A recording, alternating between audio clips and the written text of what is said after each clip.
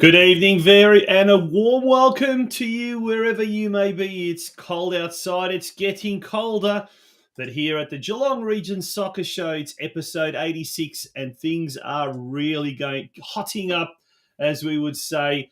It's going to be an action-packed show tonight, and thank you for joining us. My name is Tonci Prusek, and a warm welcome to my co-host, Steve Curtin. Steve, this winter has really started with a bang, hasn't it? But the football action on and off the field is really, really hotting up, isn't it? Absolutely is, mate. It's happening everywhere at the moment. We've had our big round of local matches, but not only that, we've had all of country Victoria in Geelong this weekend. So we've got a lot to talk about there. We're talking about Corio, of course, tonight.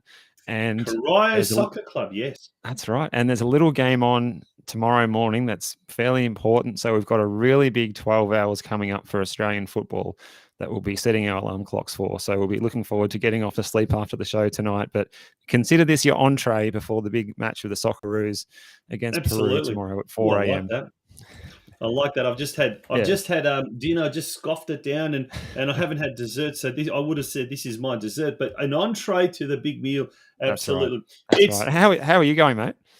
Mate, I'm knackered. It's Monday. It's the start of the week, and I can tell you, every time we get to Monday, I am absolutely tired. It's been a massive weekend of football. I got out to the Country Championships up at Hume Reserve on Saturday. I was also Saturday afternoon out at Corio. Big cheerio to the Corio Soccer Club there, Santino Mamon there. There he is. Our good friend there, Mario Gregoria in the background there as well. Boy, was it cold, was it windy, but it was fantastic. And then yesterday, my little boy was playing against Geelong Soccer Club in the under-12s, and it was a great game, two fantastic young teams. But yeah, lots of football action happening just locally. We're not talking about nationally. We're not talking about internationally. So much going on there as well. But you know what, mate? I know about you, but talking to a lot of football administrators over the weekend and over the last few weeks, everyone is just absolutely snowed under. It's so busy, but guess what? We would not have it any other way. So we're pretty much at the halfway mark of the local community season, if you like, the grassroots season. And I dread September. I dread October when the season finishes. And look forward to the weather, though, mate, when we get to that time of year. Absolutely, 100%, but, Yeah, I know what you mean. But it has been fantastic. Mate, huge show on tonight. We've got DANIEL KWIATKOWSKI, the Vice President of the Corio Soccer Club. He's going to be joining us. We'll also hear from Bobby STOJCEVSKI, the Corio Soccer Club Senior Head Coach. We had a little bit of a press conference, a post-match press conference after Corio's fantastic 3-0 win over the weekend. We'll go on a little bit about that. But to everyone tuning in tonight from the Corio Soccer Club, thank you very much to our sponsors tonight, episode sponsor Scope Australia, Mick Kuchek, and they are the Scope Australia is the major sponsor of Corio Soccer Club in 2022 as well. So without further ado, here's a couple of words from our sponsor for tonight. Once again, a big thank you to Scope Australia. Straight after that, folks, we're going to launch into the news desk, and we've got a lot to get through, and then it's the weekend roundup. Don't go away. Scope Australia is a leading resources company providing vital services to the industrial, commercial and resource sector. Specialising in scaffolding, contaminated soil removal, clean fill, material handling and cartage and land remediation, Scope Australia's professional team is accustomed to providing innovative solutions for significant design and engineering challenges throughout the industry. At Scope Australia, we are passionate about building stronger relationships with our clients to design, engineer, supply and deliver quality in all aspects of our business and in all areas of the industry. Co-founders Mick Kuchek and John Kennedy have over 20 years of industry experience and knowledge in managing oil, gas and mining projects and lead a proud, strong team to deliver excellence in every project. With a strong focus on project management, Scope Australia currently operates in Victoria and WA with Queensland operations soon to be launched. Scope Australia is proud to be the 2022 major sponsor at Corio Soccer Club. To find out more about what we do, visit our website at www.scopeau.com.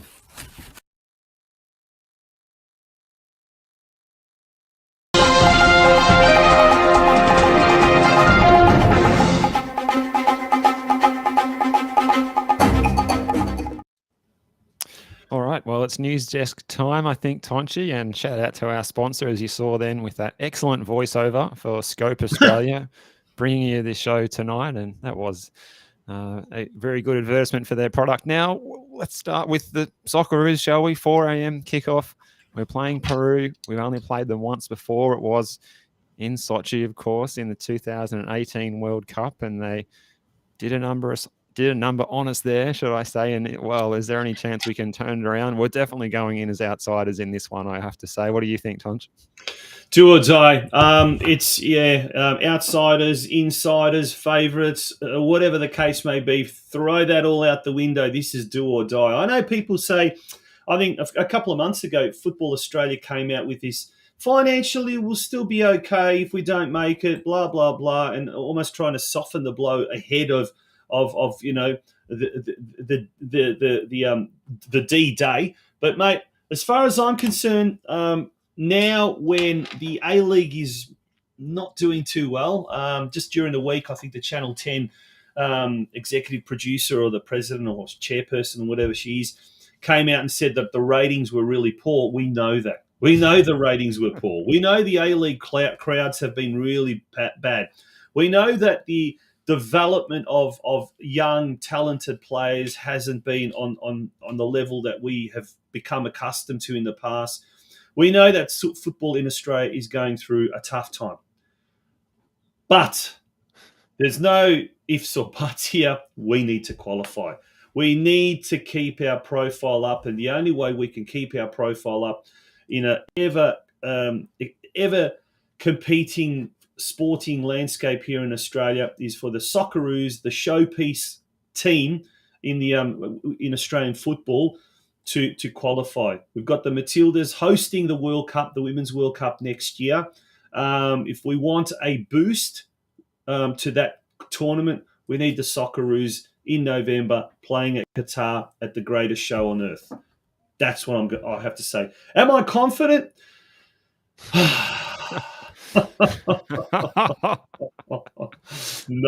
I'm not. That was a good monologue, though. I'll pay that. If that, maybe they could play that to the boys before the game. Arnie could just get a tape of the Geelong Region Soccer Show and say, "All right, everyone, this is your motivation." He's talking about Aussie DNA or whatever he's going to try and use to get over the line. Maybe this is what he needs. Yeah, no, I don't know. Mate, whatever it takes. And that's, you know what? That's the thing here in Australia. We don't have enough of a killer instinct. We don't. At all levels of the game, especially at the elite levels, we don't have this killer instinct. We need that if we're going to compete. Does that mean playing dirty? Does that mean playing kind of bending the rules and things like that? No, I'm not going to say that. We need to be ruthless, though, don't we? We have to be ruthless. Yep. Absolutely, Steve Curtin. Absolutely. Yep. We do need to be street smart. We do need to be ruthless. And we do need to, at that level, you need to do whatever it takes to win. Whatever it takes. That's right. But yeah, that's right. Anyway, well, 4 o'clock in the morning. It's a huge game. It's on Channel 10. Yeah. And perhaps if you're watching the show now, let's put in the comments, who do you want to see in the starting 11 tonight, perhaps? Who's your first player picked, or who didn't play perhaps in the game against the UAE that you want to see come into the team? Are we going to see a return of perhaps Trent Sainsbury if he's got some fitness concerns? We see some changes in that front three perhaps, or what about that midfield composition and how important Aiden Hrustic was the other night? And I think he's going to be pretty important for us again. We're going to rely on him. Absolutely, mate. That is a good note, bright note, and especially if the Socceroos do qualify, it's going to be absolutely fantastic. But during the weekend, we saw a massive event here in Geelong, the Victorian Country Championships, which just finished today. The Geelong teams, there was a mixed bag of results. We're going to go through some of this, but we'll probably go in more detail next week. But look, I was out there on Saturday. It was an awesome event. It really, really was. It was fantastic. And you were at Hume. At Myers Reserve or Stead Park, or Myers Reserve. I was up at Myers Reserve, and it was great to see the country championships in action. It really, really was. We've got a little bit of footage here, so we might even go through some of that. There we go. And let's go through some of the results. Let's start off with the boys. How did the boys fare? Yeah, so our boys under 11s, the semi-finals was the exit point for them, for our Geelong under 11 boys. They lost 3-1 to Shepparton in the semis, and under 12s were knocked out in the group stage, but they still achieved a third place overall. And the under 13s in the boys, they drew 3-3 in the final, but on a count back, I guess, they finished top on the table, but they did share the tournament joint winner title with Ballarat. And then the under 14s, under 16 boys were both knocked out and didn't make it to the final. What about the girls? Now, the girls did really well, but we must say it's all happened so very quickly early today, and we've been really trying to find as much information about this. So we may have got some of the details a little bit wrong, just from various sources that we've tried to get some information from. The girls, the under 12s, they lost 1-0 to Albury, the very strong Albury in the final. So well done to the girls, achieving silver medal there at the in the under 12 category. But the under 14 girls and the under 18 girls did exceptionally well. They did really, really well. The 14 girls, there they are. They won. They defeated, once again, Albury are a very strong association, very, very strong association. They defeated Albury 3-0 in the final, coached by Ivan Kovachev. Did exceptionally well. Well done to the under 14 girls. And the under 18 girls, you would have seen a little bit of footage there right at the start of the piece. They defeated Latrobe Valley 2-0 in the final. North Geelong's Bailey Gate, I believe, was the leading scorer, the tournament scorer, I think with 8 goals or something like that. So fantastic effort there, coached by Tony Horrocks, who is the assistant coach up at the Geelong Rangers, the State League 3 side. So well done to the under 14 girls, the under 18 girls who took out first place as well, and to the under 13 boys as well, who were joint top winners or joint first place getters in the boys section. So congratulations to all of those teams that did really well, and to the other teams, well done. Under 12 girls, in fact, as well, losing grand finalists, not a bad effort to do that, and to hold a very strong Albury, as we said, to just 1 goal. So 1 goal in the final, but a magnificent effort there by the Country Championships organisers as well, it must be said. They did a fantastic job, an absolutely fantastic job. And look, it was just great to see, some of the, there's some more of the action in as well. The crowds, I mean, this was Saturday. It's a nice sunny day. I think later on the weather started turning a little bit crazy, and it was a bit windy and cold and what you're not. But, firstly, the first part of Saturday was quite nice. I didn't get a chance to get out to Stead Park, but as you can see, just in the background, a lot of marquees, lots of a lot of people crowds, there, big crowds.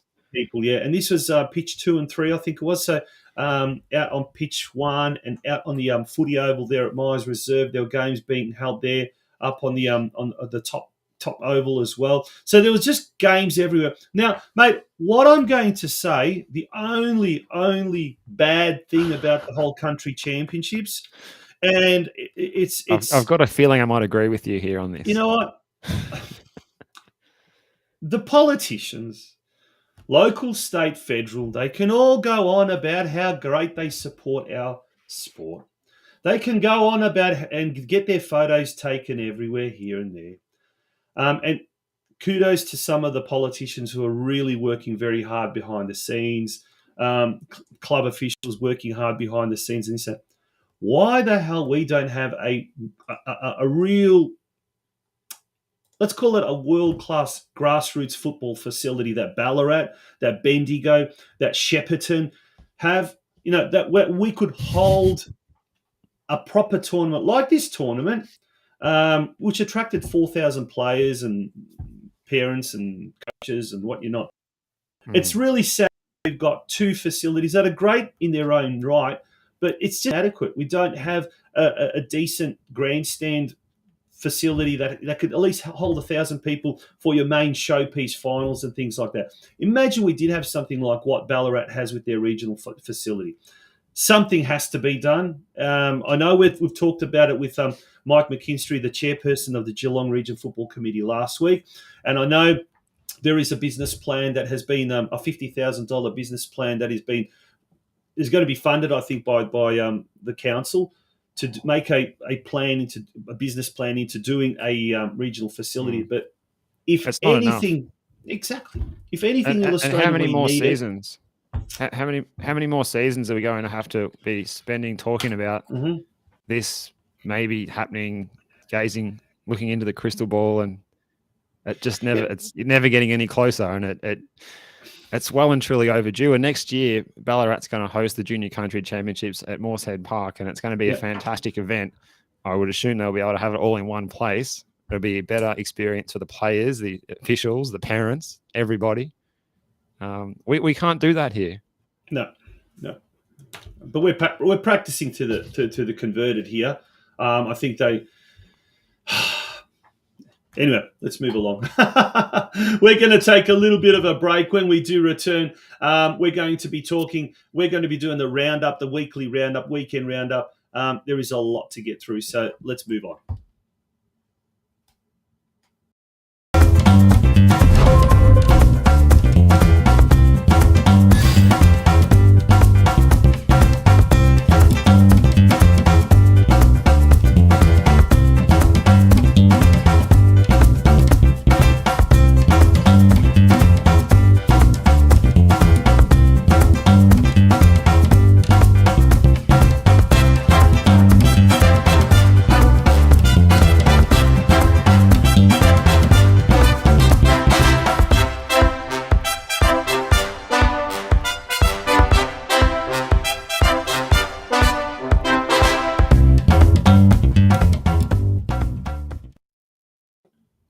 Welcome back to the Geelong Region Soccer Show. Before we do go into our weekly roundup, Steve, I must reiterate, we had a little bit of a spray about the fact we don't have adequate facilities in this region, a regional soccer facility, but take nothing away from everyone involved with the actual organisation of this year's event.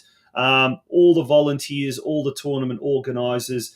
It was magnificent to see senior players from, Geelong Rangers, Geelong Soccer Club being involved as well. Maybe not the senior players because they were playing in Melbourne at the time. But other clubs as well. I had a Chavapi role from the good folk there at the Breakwater Eagles Soccer Club. They had a tent up there at the Hume Reserve. And it was just great to see the football community banding together. And look, it's always going to be a win-win for everyone involved when you have these type of things, but especially for the kiddies who represented Geelong, proudly represented Geelong, boys and girls, and that's great to see. And I don't think there was a club that wasn't represented, a club that does field junior teams. So it was absolutely fantastic to see, and I'm sure we'll hear more about that as well. Yeah, and we can't be more thankful and grateful, and we can't show enough gratitude possible to thank the amount of work that's gone in to put on that tournament after it was cancelled 2 years in a row, and then the work put in this year to have that many people come to Geelong. It's such a major event, and speaking to people around Geelong, and people know about it because it's such a big deal. It's like one of the biggest events of the year in Geelong. Mm-hmm. But on any sort of scale, whether it's sport or not, it's massive. And to pull it off and everything going so smoothly, able to keep up to date on the socials as well. Really good stuff going on in the background there. You could log on every night onto Facebook and find out what was happening if you couldn't get to the grounds. And I think that visibility is a really good point as well. Now, interesting news, Limited, through their new streaming service, new community streaming service, Community TV, that's community with a K, streamed a lot of games this weekend. Obviously, you have to be a subscriber of News Limited, and hopefully there's a lot of people will be subscribing after this weekend or subscribing.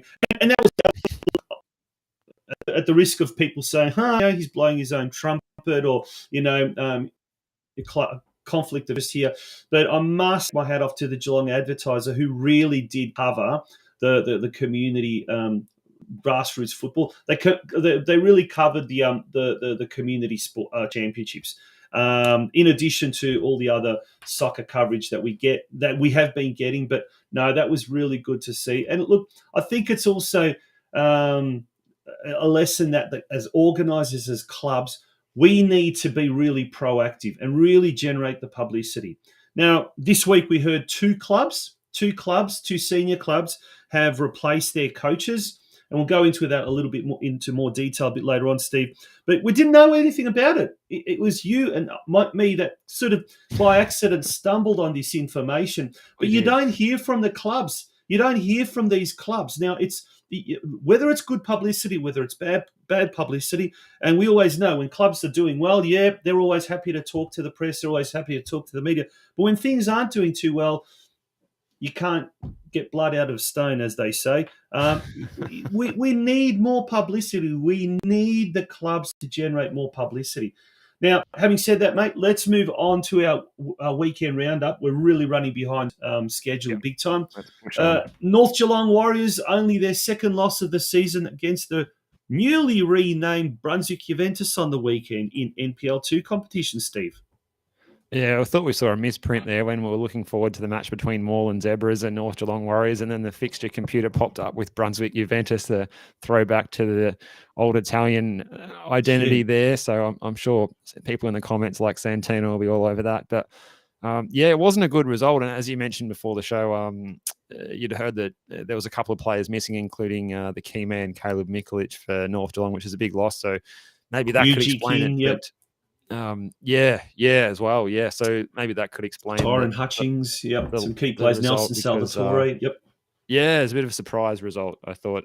But take nothing away from Moreland Zebras / Brunswick Juventus, because they've been having a good season as well, and they're always pretty good on their home turf as well. So they got the win 1-0, and the North Geelong keep their top spot. So and they push on next week, and they're going to play Lang Warren at Alco Park at 3:00 on Saturday. And that match is going to be, if you can't get there, and you should try and get there if you can, but if you can't get there, it's going to be broadcast live on NPL TV, Tonci.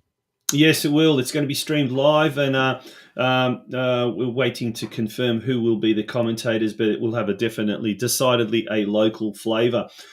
Stay tuned for that. Geelong on the weekend, they came away from Hume Reserve and defeated North Sunshine Eagles 3-1. Apparently, it's the first time that Geelong have taken all 3 points at what can be quite a hostile venue, Hume Reserve. So tell us more what happened there, Steve.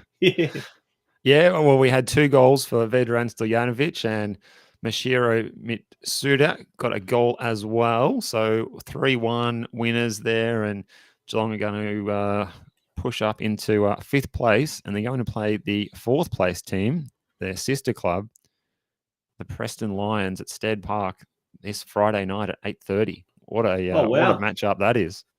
So Friday night game, geez, that's going to be good, isn't it? That's going to be a big crowd there. That's going to be, I would say, get there early if you go into that one. Yeah, absolutely. Now we're going to move on to Corio, Tonci. Yeah, State League 1. I was there, covered this game as well. A really, really good game. Game of 2 halves, the way I saw it. Very windy, very blustery, very difficult conditions. Very even first half. Although Yarraville had some gilt-edged opportunities to take the lead, they couldn't. Corio did have a couple of chances, 2 or 3 maybe really clear-cut chances as well. Once again, they were unable to take full advantage of this. But in the second half was a completely different story. Festim Elmazi was one of the goal scorers as well. We had you got the list there? Yes, I do. We've got, aside from Almazi, we've got Josh Trufino with the goal, and also an own goal as well, just to help seal the deal for 3-0. It was a funny one. Yeah, it was. And Joey G's going. I'm sure Joey Giacomatto is going to come on the comment section, and he will actually probably say, "Look, I agree with him. It was from a corner, and it basically evaded everyone, and it was given as an own goal." But yeah, look, it could. I sort of looked at it and thought, did it take a touch? And look, according to the official referee sources, they did say it was in fact an own goal. Look, a great win for Corio. What happened there basically was they effectively, as a result of that, what it meant that was that they were able to then leap 2 places up. So they're now in third last position. They come up against, I think they come up against Clifton Hill this weekend. So that's going to be a big, big game. A really important game. We'll have the ladder there just now. So Corio now jumped to 10th spot, and they're 1 point ahead of Clifton Hill, whom they play this weekend. So that's at Quarries Park in Clifton Hill. Basically a 6-pointer. They need this win. And look, just above them, there's several teams, or there's 2 teams on 10 points, Whittlesea United and Keilor Park as well. So, and then Yarraville's on 15 points. So if they can defeat Clifton Hill and maybe string a couple more good results in the next coming weeks, hopefully Corio will be out of the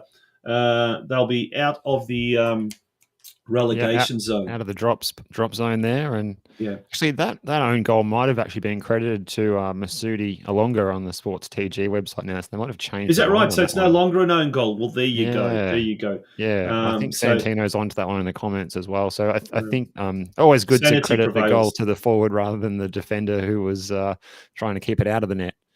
Yeah, sanity prevails, because it certainly didn't look like an own goal. Now, after the match, I caught up with Bobby STOJCEVSKI, the Corio coach, and this is what he had to say.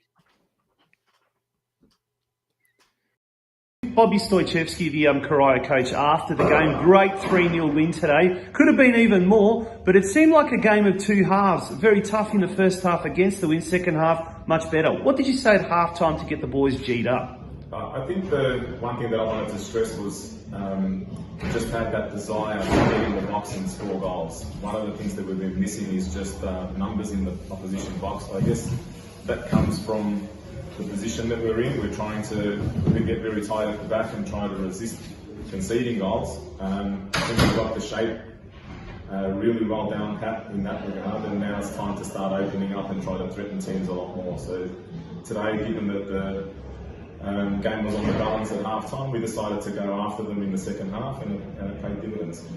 Yeah, today was a must-win game against a team like Yarraville. Is it the turning point that the club needed, that the side needed? There's no such thing as a turning point. They're all tough games in their own regard. Every opposition has a challenge for the opposition team. When we play the top sides, we're a threat to them as well at certain times in the game. It's just the consistency that's required to keep getting those wins happening. Winning habits stay with you. Losing habits are hard to shake. So we're desperate to shake them, and today is obviously the right step in the direction in that regard, and see if we can build on that for next week. Where to now with regards to the team, the way the team plays, as well as I guess the next few weeks as well. Where to now for the team? I think our philosophy is just to play a dynamic game and not sit back and try to absorb pressure. We're not a very physically strong team to try to do that. So we're just going to play our similar style to today, where we go after teams. Hopefully we're successful more than not. But I think our ambition is obviously to try to get points every single week, but achieve them with a bit of how can I say it? No fear approach. Yep. And we'll go after teams. Hopefully the crowd enjoys watching that a little bit more as well than just a team that just sits back and tries to get a 0-0-0 result, and that's not in our makeup. And finally, Bobby, your experiences here at Hume Reserve, how are you finding it, both as a coach and someone that's new to the club? Look, from a facilities perspective and from a support perspective from the committee, Mari and I are in constant conversation about how we can improve the team and how we're taking it in the right directions. I hope we're taking it in the right directions. Facility is magnificent. The training ground is brilliant. So I couldn't be happier from a facilities and support perspective. We're not the richest club in the league, so we're not just going to go out and buy 10 new players. But with the lads that we've got, they're keen to learn. They try to absorb everything that I give them, and I can see them improving from a week-to-week perspective as well. So couldn't be more pleased with how the club is approaching the situation that we're in at the moment.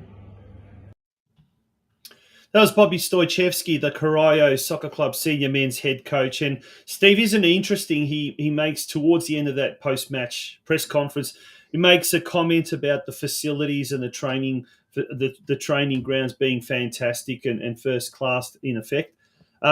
Who would have thought 12 months ago that people would be saying at Hume Reserve the facilities are fantastic, the training grounds are absolutely first class? That's kudos to Mario Gregoria and the hardworking team at Corio Soccer Club, who have got a facility now that the club can really be proud of.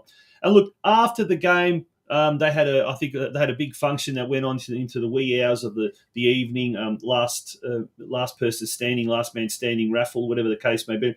But even during the match, pre-match, and you would have seen it yesterday when the Galaxy was playing as well. It's just given a whole new dimension to both clubs, both Corio and co-tenants Geelong Galaxy United as well. It's great to see. Yeah, it is. And like you said, if someone said that the facilities at Hume Reserve were excellent, like a couple of years ago, you would have said, "Well, you've gone mad. Like you've actually lost the plot." But it couldn't be more true now, and it's a nice place to go. And we saw in that vision, and it was good of you to go along there and pick up. There's a good interview there with Bobby and a bit of footage, and I love that shot of yourself with the boys there with Santino and Mario all rugged up, which was appropriate for the day, given how bloody cold it was.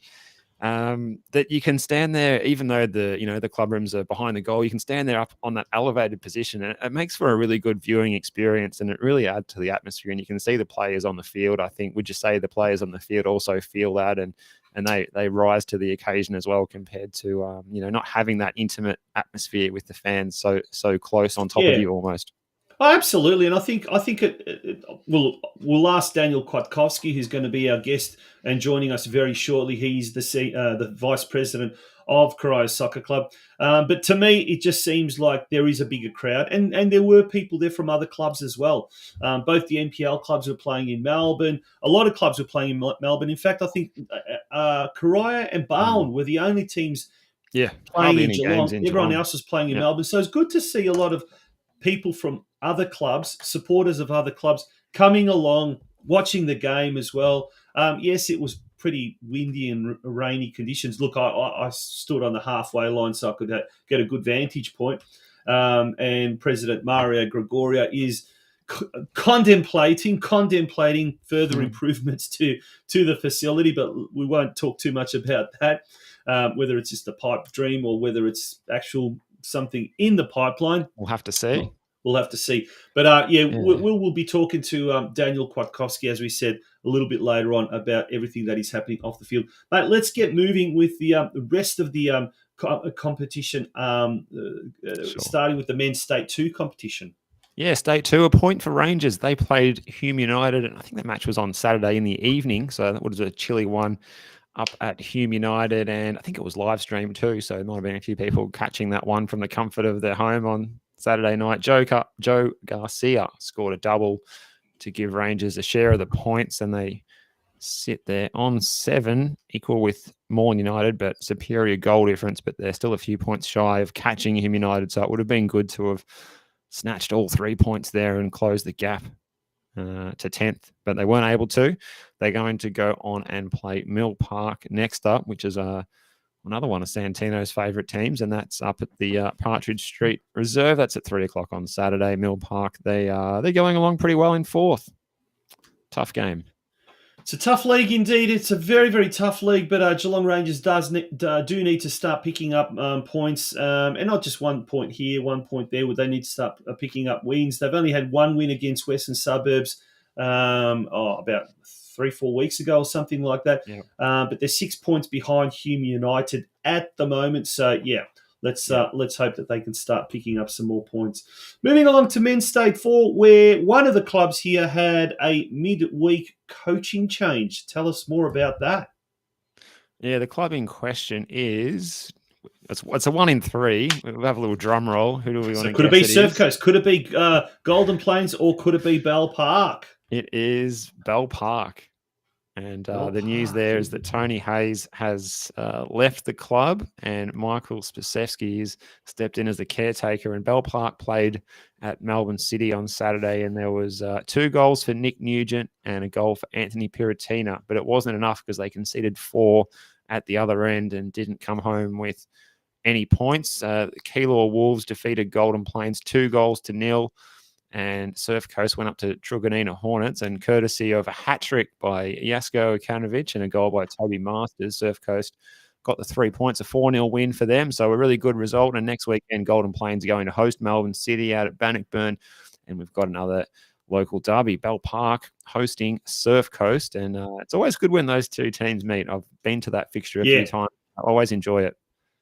Yeah, absolutely. Jasko Okanovic, by the way, that hat-trick has taken him to 10 goals for the season. Not bad. That's a pretty darn good effort.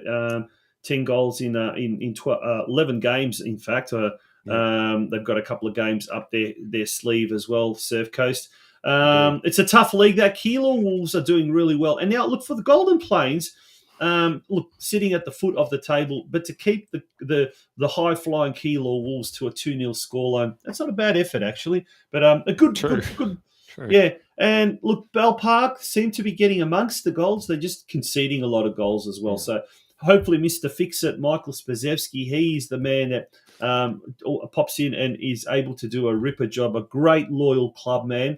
If anyone can get the team turn the fortunes of the All Whites, it is Michael STOJCEVSKI. So it's sad to see Tony Hayes go, but it's good to see Michael STOJCEVSKI back in the seat there at Bell Park. So wishing him all the best for the season ahead. But in State 5, Barwon just keep on getting better and better and better. They've opened up a 5-point gap at the top, Steve. Yeah, they really boosted their goal difference. 7-0 over Wyndham FC. 4 goals for Christian Mann. Milton Bailey with a double, and Hogan Summers also found the back of the net. So, yeah, they're playing like the Keilor Wolves of last season in State League 5, just about, just trying to street the pack and make their way up to the top tier. And looking quite good. And Deakin, they had a good win, 6-3 over Maidstone United. So not a bad performance there on the road as well. Isaga Kimbele with a double. Sam Wyeth scored. Also Marcus Lindeberg, Aaron Bond, and Jim Robinson. So well done to everyone at Deakin there. High score for them as well. And Surfside Waves, they conceded a bunch of goals themselves, though. 6-2 they lost. But they did get their 2 goals through Joshua Kuipers and Bodie Ditloff. And that didn't do them any favours, I suppose. And as for Lara United, 2-2 with Bendigo City at Bendigo. So that's not a bad result, I'd say. Sam Volpe with a double there, and that leaves the table looking as follows. Now, we will have Daniel KWIATKOWSKI, the Vice President of Corio Soccer Club, joining us very, very shortly. We seem to be having some problems being able to see him, so hopefully he can try again to get back on. But in the meantime, we'll go on with the rest of the roundup. But Melton Phoenix did lose on Friday night to Ballarat 2-1, so good on Ballarat for giving the boys from Grovedale Reserve a little bit of a boost up there. Must be said also, when it comes to the goals scored this year, Milton Bailey, the young teenager at Barwon, has scored 19 goals thus far. In 13 games, 19 goals. Incredible effort. Christian Mann, his fellow strike partner, get this, 16 goals. 16 goals for Barwon. So 19 and 16, it's been an incredible show of force by the 2 Barwon strikers, and let's hope that they can continue that. But well done to those 2. Now we've got Geelong Galaxy didn't do too well in the game against Southern United. Steve, you were there at the game. Tell us a little bit about the game. Yeah, Geelong Galaxy came into this match. They opened up. They had the first opportunity in the game, but they ended up going down 3-1. They come up against none other than former Matilda's captain, Melissa Barbieri, former Olympian and World Cup player, in goal. And you'll see this was the only goal of the game for Galaxy, scored by Emily Sutcliffe, who she can boast that she's beaten a Matilda's captain in goal and an Olympian in goal. So that's pretty good, isn't it, I guess? But unfortunately, it wasn't the result, and they were pretty disappointed with this one against Southern United.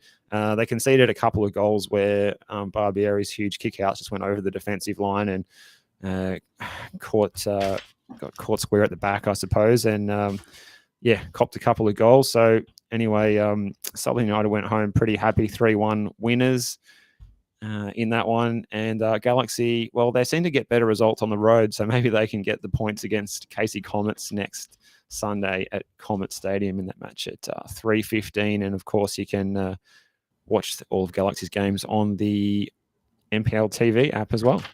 You can indeed. If you can't get to Casey on Sunday.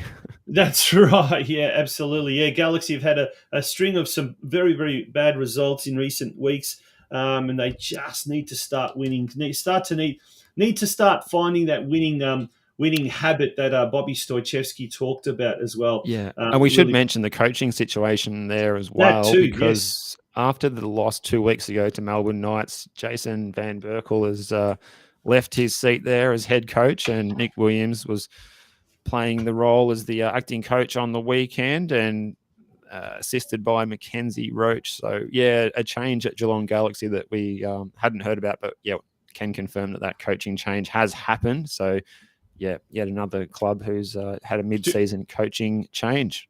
There's been a few of them this year, without a doubt. And Joey G apparently commentated alongside you. Is that right? Hello to Joey G, who hopped up, and we had a chat in the first half, and he's an encyclopedia of footballing knowledge, is Joey G. So it was good to pick his brain during the first half, and he had plenty of information, not only for me but for the listening audience and the viewing audience at home. He knows everyone, absolutely everyone in the Victorian football community. So big shout out to Joey Giacomazzo. Now let's move along to Women's State League 1 competition. North Geelong didn't have the result that they wanted, but they did come up against the top side, Moreland Zebras. Brunswick Juventus. Yeah, that's right. That's funny, that team popping up twice in our results segment tonight, and it was a big win, 4-0 for the rebranded Brunswick Juventus, formerly Melbourne Zebras. In that one, North Geelong, they'll be licking their wounds a little bit. They're going to have a good chance this week, though, when they play at home on Sunday at Elko Park, 3 o'clock against FC Clifton Hill, who are in 6th place. The Warriors in 5th place, both on 12 points. But I think, I think North will get the win in this one. Yeah, they certainly do need the win. They've had it. The Warriors also have had a series of bad results that haven't gone their way, and definitely they will want to be doing really, really well. They'll be certainly buoyed by the fact that 4 of their players were in the Geelong representative team, the under-18s Geelong representative team that played in the recently concluded Victorian Country Championships and took out first place as well. So well done to those 4 North Geelong Warrior lasses. The Warriors up against Clifton Hill in a must-win game, as they say. It's a 6-pointer, isn't it? It really, really is an important one. Now, Lara United in State 2, they seem to be going from strength to strength. They're doing really, really well. They remain undefeated after 8 rounds and still on top of the ladder, thanks to a far superior goal difference than Altona City. But it's very, very tight at the top of the State League 2 women's competition. Yeah, those top 4 teams, you can throw a blanket over them, can't you? 18, 17 points, but another good defensive performance by Ryan Horrocks' side here, 0-0 against a dangerous Altona City side. And this weekend, the opponent is Ballarat, 1 o'clock at Lara Rec Reserve. And, Ballarat, they'll be a tough opponent as well, I reckon, mate. Oh, absolutely. And this was a really tough fortnight for Lara, a real season.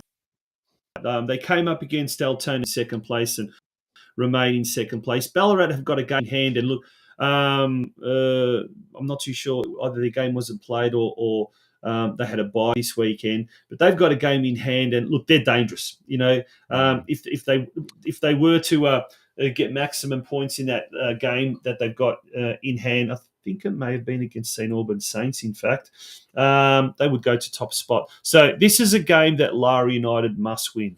Really, really need to win. And they're going to be able to lay claims on that top spot. It's going like that they're going to have to take the bull by the horns and really lead by example. Now, in State 3, Geelong have been dethroned. They're no longer on top of the competition, but they did not play on the weekend. Is that right, Steve? Yeah, the match didn't go ahead. I don't have a lot of information as to why. I don't think exactly either of us are 100% certain as to what happened here, but certainly some inavailabilities. Match didn't go ahead. It's been postponed until the catch-up round in first week of August.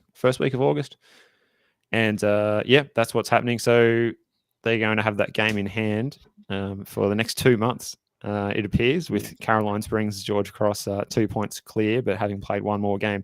Geelong Rangers are going to play Melbourne Uni this Sunday at Hume Reserve at 1 o'clock. And, that should be a win. I think we'll pencil it down for a win. Yeah. It looks like we've got a bot on the We do. We do. All right, folks, don't click on them. Whatever you do, don't click on them. Simply do not click on that. Yeah. That's for sure. Folks, that brings us to the end of our roundup, and we're going to take a little bit of a break. When we return, Jesus, what a huge roundup this week it was. When we return, we're going to be talking to Daniel KWIATKOWSKI, the Corio Soccer Club Vice President. Don't go away, Geelong Region Soccer Show. Scope Australia is a leading resources company providing vital services to the industrial, commercial and resource sector. Specialising in scaffolding, contaminated soil removal, clean fill, material handling and cartilage and land remediation, Scope Australia's professional team is accustomed to providing innovative solutions for significant design and engineering challenges throughout the industry. At Scope Australia, we are passionate about building stronger relationships with our clients to design, engineer, supply and deliver quality in all aspects of our business and in all areas of the industry. Co-founders Mick Kuchek and John Kennedy have over 20 years of industry experience and knowledge in managing oil, gas and mining projects, and lead a proud, strong team to deliver excellence in every project. With a strong focus on project management, Scope Australia currently operates in Victoria and WA, with Queensland operations soon to be launched. Scope Australia is proud to be the 2022 major sponsor at Corio Soccer Club. To find out more about what we do, visit our website at www.scopeau.com. Welcome back to the Geelong Region Soccer Show, Steve. It's our pleasure to introduce our guest for tonight. The club in focus is the Corio Soccer Club. Thanks to our episode sponsor, Scope Australia. Big shout out to Mick Kuchek and the rest of the team at Scope Australia. He is the Vice President of Corio Soccer Club, and it's a big welcome to Daniel KWIATKOWSKI. Cocker, good evening, and how are you? And thank you for joining us. Good evening, gentlemen. Thanks so much for having me. Mate, you look tired. It's been a huge weekend at Corio Soccer Club at Hume Reserve. Mate, things looking really good on and off the park, aren't they? I haven't stopped smiling, Tonci, since Saturday when we took the 6 points against the Yarraville Glory. The young boys in the under-21s got up, and then the seniors got the 3 points too. So that was fantastic. Real positive for the club. Really moving in the right direction. And then, given that you've got some very, very handy facilities at Hume Reserve now, after the game, do you want to talk about the celebrations that took place on Saturday night? Yeah, we had a big night planned at the club, Steve. We had the reverse raffle, or the last man standing, and we had about 150 participants at the club. So it was a really big celebration. I think the win just set the tone for a great night in the new facilities. I think that's the first big function we've had at the new facilities, and really comfortable and really good environment, and provides the club an opportunity to have functions and to really engage your community. In a conversation I had with Corio stalwart club man Slavko Pantelic, Salami, as he's affectionately known around Geelong football circles, he was telling me people just don't want to leave. The club is really generating a lot of income that they probably in the past haven't had an opportunity to do so. During the week, juniors are coming into the club rooms after training, pre-match, post-match. Even on days like when yesterday, for example, when Galaxy are there, there's a real hive of activity being created, being produced at Hume Reserve. I mean, it must really also help with getting a lot of old club people back, getting the juniors more involved in the club, the parents of the juniors involved in the club. It must just make for a real positive atmosphere and environment at the moment.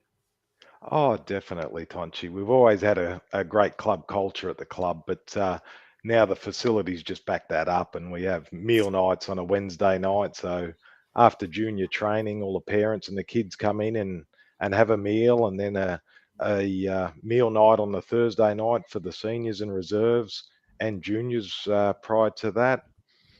Friday nights, the over 35s play home, and the kitchen never stops. So real positive for the club. Definitely the over 35s are good for putting some money into the kitchen and or the bar as well, no doubt. So that's always a good thing. And the club's got a increased focus on women's football now. You've got a partnership going with Geelong Galaxy as of this season, but also within the club itself, female football is beginning to come to the fore. Do you want to talk a bit more about that from the club's point of view? Yeah, Steve. In 2019, we got promoted to State League Division 1, and as a committee, we knew our strength was a senior team, but we had a lot of areas to develop within the club, and the strong emphasis was on the junior program and female participation. So we really worked hard to build a junior program, and now with the new facilities, we've been able to add.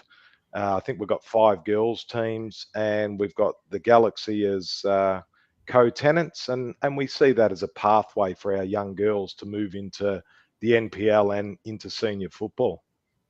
Let's talk about the juniors, actually. 2019 there was, or 2018 there were no juniors, and then all of a sudden juniors have been formed pretty much overnight. The numbers are quite staggering, I think, last year before COVID hit, but this year have the numbers gone up even more because there just seems to be a lot of Corio junior teams now playing around the region. Yeah, increased again, Tonci. We're 172 registered junior players at the club across 15 teams. That's boys and girls.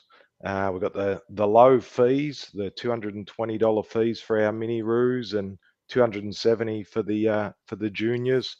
But that's all possible due to our sponsors, Scope Australia and Viva, Avalon. All of these guys contribute, back to the community, so we can keep the fees quite low and keep developing our junior program. Fantastic. Steve? Yeah, Daniel, let's talk a bit about the state of play on the committee. What's it like working under the great man Mario Gregorio as in your role as the vice president, and how is the committee situated with all the seats currently occupied there? You led me into that one, Steve. Yeah, we got an AGM on the 20th of June. That wasn't pre-planned, mate, was it? But yeah, we're looking to fill a few more seats on the committee, but I don't think you'll find a better president than Mario Gregorio. He was just getting onto the committee when I was still playing, so he has been in and around the club for many years now. Mario was hoping to come on the show, but he's got some family commitments. So big shout out to Mario. He has done a lot, not just with Corio Soccer Club. Obviously, he's been, as far as I'm concerned, the mover and shaker that really got a lot of football coverage back in the Geelong Advertiser. And so he's done incredible work for the wider football community as well. But let's move along to Corio now. So an AGM in the middle of the season, is that a bit unusual? Because most clubs would usually do it at the end of the season. And is this sort of a concerted effort to start planning already for next year as soon as possible? Yeah, correct, Tonci. Yeah, we've got stability in the club, and we just feel we want to plan for the future for the senior and junior programs. So getting more volunteers into the committee, officially into the committee, rather than just being helpers and volunteers around the club, give them them an opportunity to have a role within the committee, an official role. So yeah, we look to get a few more numbers on board within the committee and continue to develop and push forward. Brilliant. And how is the new pavilion working out with a lot of people coming? I've seen a comment here from Mike Chapman saying he's even come and bought takeaway meals to take to night shift. Has the club, from the outside looking in, does the club have to bring in new people to look after providing these things, or were they already in existence already? Or a lot of it's done by the volunteers, like most clubs, Steve. But we do feel there is an opportunity there. We are doing takeaways on a Wednesday and Thursday night, and that's even opened conversations for Uber Eats or DoorDash or yeah, why not? Anything that can make the club prosper and move forward.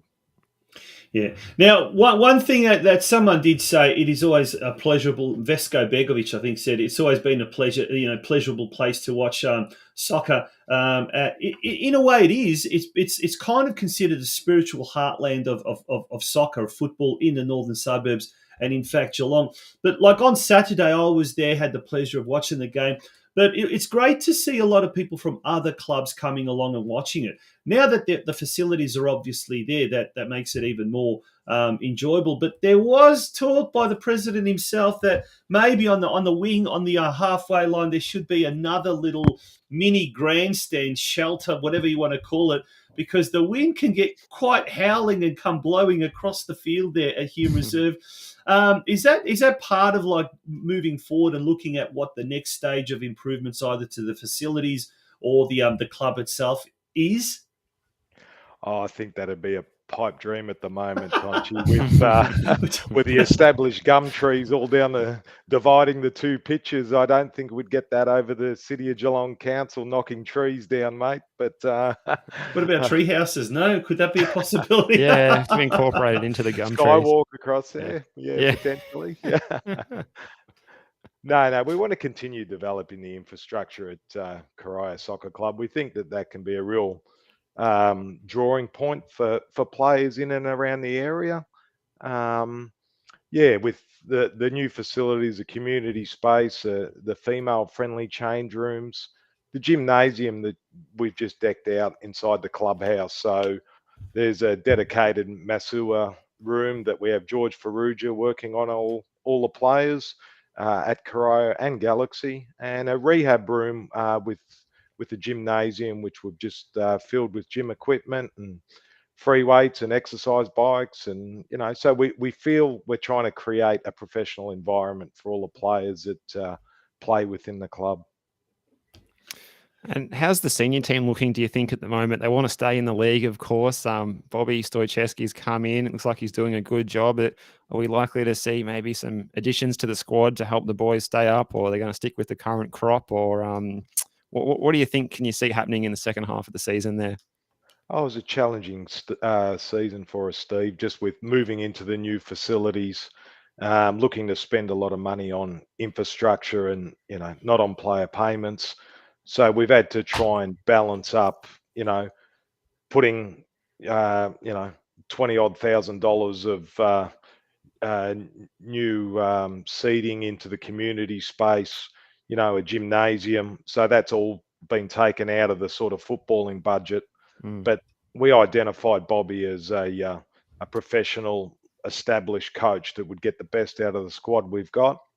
Over the last 3 weeks, we've brought in a couple of players, Josh Trefino from Canada and Yohito Nakamura from Japan. There may be one or two more additions. we're just really trying to galvanise the squad, for an assault in the second half of the year to get those points to keep us in the league. Yeah, well, an important game coming up this Saturday against Clifton Hill at Clifton Hill, and that's as we said earlier in the program, a real 6-pointer. Now, there's a program. It was last week in the Geelong Advertiser. There was a program. It said it's a national initiative distributed by Football Australia, and it's aimed at multicultural kids and bridging the gap between newly arrived families in Geelong and using football as a vehicle.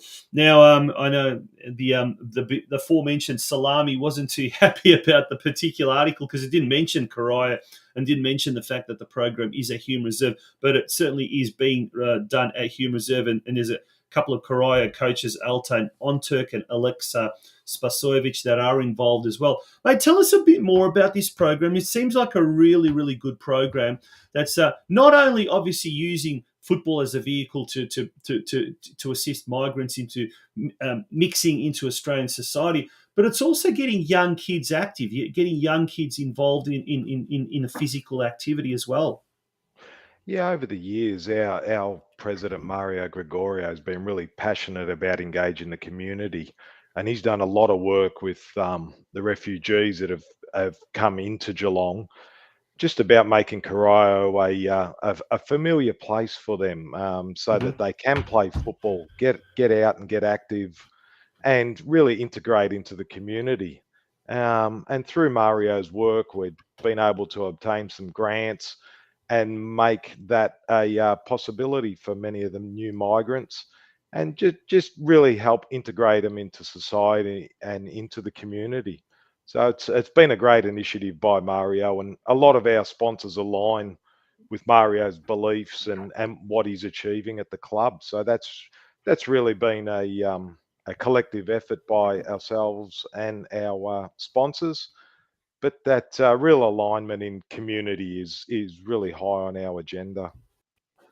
Yeah, well, that was the next question I was about to ask. With the club, where it's located, with its history of providing opportunities for refugees who've landed in the northern suburbs of Geelong, with the location right next to the high school there, that community element of the club is something that you always do very well, and it's something that perhaps you'd say that a lot of other clubs should be striving to do. And given like this location that you have, there's not a lot of other football clubs, association football clubs, that are that close to the centre of Geelong. So you feel like you have that responsibility, and you take that on every season.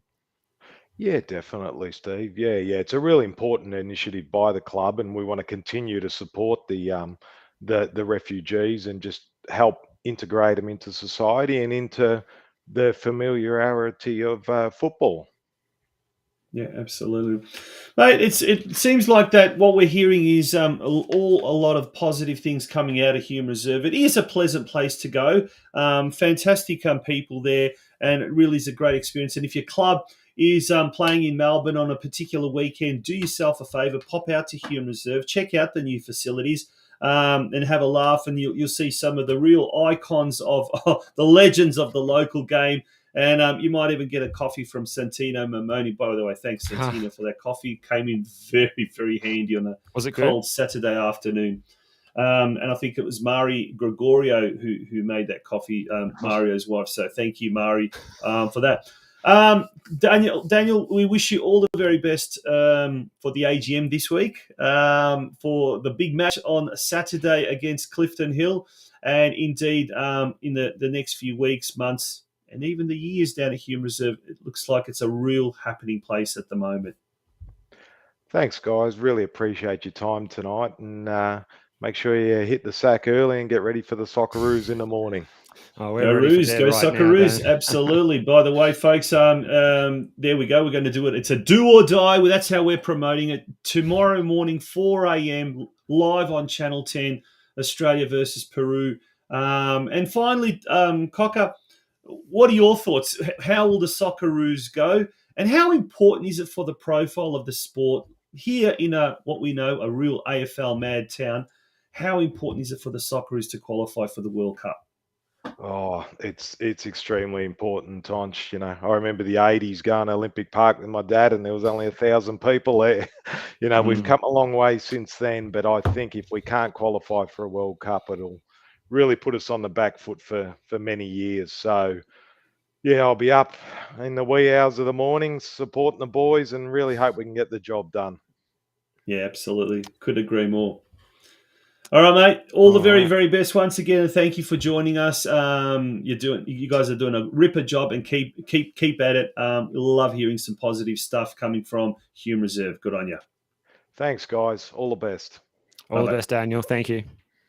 Daniel KWIATKOWSKI, Cocker as he is affectionately known, Vice President of the Corio Soccer Club, and hopefully he'll still be the Vice President in a week's time. And as he said, there's stability there, and all they need to do now is fill a few more spots, and it'll be good to go. Great to see a club actually, planning ahead already, sort of one eye on next season.